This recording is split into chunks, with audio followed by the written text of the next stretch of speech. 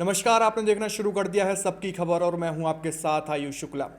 मध्य प्रदेश में उच्च शिक्षा व्यवस्था पर लगातार सवाल उठ रहे हैं। प्रदेश में ऐसे कई निजी विश्वविद्यालय और संस्थान हैं जिन पर फर्जी डिग्रियां बांटने, नियमों की अनदेखी करने और शिक्षा की गुणवत्ता से समझौता करने के आरोप लग चुके हैं। हजारों छात्र रोजगार और भविष्य को लेकर परेशान हैं। विश्वविद्यालयों में शिक्षकों के पद खाली हैं, शोध और अकादमिक स्तर लगातार गिर रहा है। लेकिन इन गंभीर समस्याओं के बीच सरकार और विश्वविद्यालय प्रशासन की प्राथमिकता कुछ और दिखाई दे रही है। अब राजधानी भोपाल के बरकतुल्ला विश्वविद्यालय का नाम बदलकर वाग्देवी भोजपाल विश्वविद्यालय रखने की तैयारी है। क्या विश्वविद्यालयों की पहचान उनके नाम से बनती है या उनकी शिक्षा, शोध और उपलब्धियों से? क्या प्रदेश की उच्च शिक्षा व्यवस्था की सबसे बड़ी चुनौती नाम है या फिर वह सिस्टम है जो छात्रों को गुणवत्तापूर्ण शिक्षा देने में लगातार पिछड़ रहा है? जिस विश्वविद्यालय का नाम बदलने की तैयारी हो रही है वह भारत के महान स्वतंत्रता सेनानी मौलाना बरकतुल्ला भोपाली के नाम पर है, जिन्होंने अंग्रेजी हुकूमत के खिलाफ दुनिया भर में भारत की आज़ादी की अलख जगाई थी। ऐसे में यह फैसला सिर्फ एक नाम परिवर्तन नहीं बल्कि इतिहास, विरासत, शिक्षा और राजनीति से जुड़ी एक बड़ी बहस को जन्म दे रहा है। मध्य प्रदेश की राजधानी भोपाल में स्थित बरकतुल्ला विश्वविद्यालय का नाम बदलकर वाग्देवी भोजपाल विश्वविद्यालय करने का प्रस्ताव विश्वविद्यालय की कार्य परिषद ने मंजूर कर दिया है। अब यह प्रस्ताव अंतिम मंजूरी के लिए राज्य सरकार के पास भेजा जाएगा। विश्वविद्यालय प्रशासन का तर्क है कि यह फैसला राजा भोज की ऐतिहासिक विरासत, साहित्य, संस्कृति और ज्ञान परंपरा को सम्मान देने के लिए लिया गया है। लेकिन इस फैसले ने एक बड़ा सवाल खड़ा कर दिया। क्या प्रदेश की उच्च शिक्षा व्यवस्था की सबसे बड़ी ज़रूरत विश्वविद्यालयों के नाम बदलना है या उनकी बदहाल शैक्षणिक व्यवस्था को सुधारना?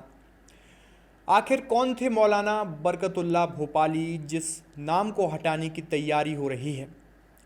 मौलाना मोहम्मद बरकतुल्ला भोपाली भारतीय स्वतंत्रता संग्राम के उन क्रांतिकारियों में से शामिल थे जिन्होंने ब्रिटिश साम्राज्य के खिलाफ अंतर्राष्ट्रीय स्तर पर संघर्ष किया। उनका जन्म भोपाल में हुआ था और उन्होंने भारत की आज़ादी के लिए जापान, अमेरिका, जर्मनी और अफ़गानिस्तान जैसे देशों में रहकर अभियान चलाया। वे गदर आंदोलन के प्रमुख नेताओं में शामिल थे। 1915 में अफ़गानिस्तान में स्थापित भारत की पहली निर्वासित सरकार में उन्हें प्रधानमंत्री की जिम्मेदारी भी सौंपी गई थी। उस दौर में जब भारत के भीतर अंग्रेज़ों का दमन चरम पर था, बरकतुल्ला विदेशों में भारतीय स्वतंत्रता आंदोलन की आवाज़ बन चुके थे। इतिहासकार उन्हें भारत के पहले वैश्विक स्वतंत्रता सेनानियों में गिनते हैं। यही वजह थी कि 1988 में भोपाल विश्वविद्यालय का नाम बदलकर उनके सम्मान में बरकतुल्ला विश्वविद्यालय रखा गया था। नाम बदलने के पीछे का तर्क क्या दिया जा रहा है? विश्वविद्यालय प्रशासन और प्रस्ताव के समर्थकों का कहना है कि भोपाल का प्राचीन नाम भोजपाल था और राजा भोज भारतीय इतिहास के महानतम शासकों में से एक माने जाते हैं। राजा भोज न केवल एक पराक्रमी शासक थे बल्कि साहित्य, वास्तुकला, जल प्रबंधन, दर्शन और शिक्षा के संरक्षक भी थे। उनके नाम पर पहले से भोपाल में राजा भोज विमानतल, भोज मुक्त विश्वविद्यालय और कई अन्य संस्थान मौजूद हैं। समर्थकों का कहना है कि विश्वविद्यालय का नाम वाग्देवी भोजपाल विश्वविद्यालय करने से क्षेत्र की सांस्कृतिक पहचान और ऐतिहासिक विरासत को मजबूती मिलेगी। कार्य परिषद की बैठक में अरबी फारसी विभाग की प्रमुख डॉक्टर ताहिरा अब्बासी ने इस प्रस्ताव का विरोध भी किया। उनका कहना था कि बरकतुल्ला भोपाली एक महान स्वतंत्रता सेनानी थे और उनके नाम पर स्थापित विश्वविद्यालय का नाम बदलना उचित नहीं है। विरोध करने वालों का तर्क है कि यह केवल एक नाम नहीं बल्कि स्वतंत्रता आंदोलन के इतिहास और भोपाल की पहचान से जुड़ा हुआ प्रतीक है।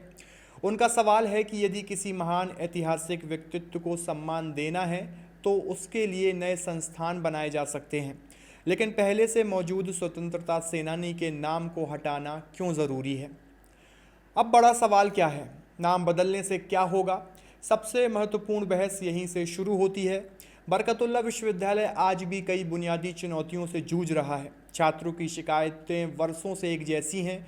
परीक्षा परिणामों में देरी है, सत्र नियमित न होना, शोध कार्यों की कमजोर स्थिति, शिक्षक के रिक्त पद, रोजगार उन्मुखी पाठ्यक्रमों की कमी, राष्ट्रीय और अंतर्राष्ट्रीय रैंकिंग में कमजोर प्रदर्शन, डिजिटल और शोध अवसंरचना की कमी। छात्र संगठनों और शिक्षा विशेषज्ञों का कहना है कि यदि सरकार और विश्वविद्यालय प्रशासन इतनी ही ऊर्जा शैक्षणिक गुणवत्ता सुधारने में लगाते तो विश्वविद्यालय की राष्ट्रीय पहचान कहीं अधिक मजबूत हो सकती थी।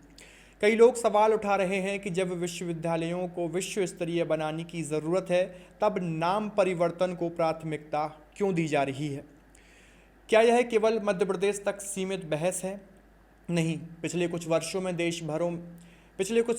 देश भर में शहरों, सड़कों, रेलवे स्टेशनों और संस्थानों के नाम बदलने की लंबी श्रृंखला देखने को मिली है। समर्थक इसे ऐतिहासिक पुनर्स्थापन बताते हैं, जबकि आलोचक इसे प्रतीकात्मक राजनीति करार देते हैं। बरकतुल्लाह विश्वविद्यालय का मामला भी इसी व्यापक राष्ट्रीय बहस का हिस्सा बनता जा रहा है। क्या इतिहास को नए सिरे से स्थापित किया जा रहा है या पुराने इतिहास को धीरे धीरे हाशिए पर धकेला जा रहा है?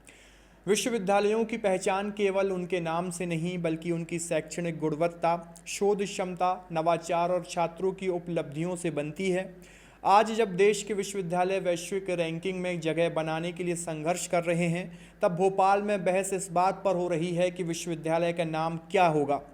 राजा भोज और मौलाना बरकतुल्लाह दोनों ही भारतीय इतिहास की महत्वपूर्ण विभूतियां हैं, लेकिन असली प्रश्न यह है कि क्या नाम परिवर्तन से विश्वविद्यालय की शिक्षा व्यवस्था सुधरेगी, शोध का स्तर बढ़ेगा, छात्रों को बेहतर अवसर मिलेंगे और बेरोजगारी की चुनौती कम होगी, या फिर यह एक ऐसा मुद्दा बनकर रह जाएगा जिसमें इतिहास और पहचान की राजनीति तो होगी, लेकिन शिक्षा सुधार पीछे छूट जाएगा। फिलहाल प्रस्ताव शासन की मंजूरी का इंतजार कर रहा है, लेकिन इस फैसले ने भोपाल से लेकर पूरे प्रदेश में एक नई बहस जरूर छेड़ दी है। विश्वविद्यालयों को महान बनाने के लिए नाम बदलना ज़्यादा ज़रूरी है या उनकी व्यवस्था बदलना? आपकी इस पूरी खबर को लेकर क्या राय है? कमेंट बॉक्स में अपनी प्रतिक्रिया ज़रूर दीजिए और देखते रहिए सबकी खबर। शुक्रिया।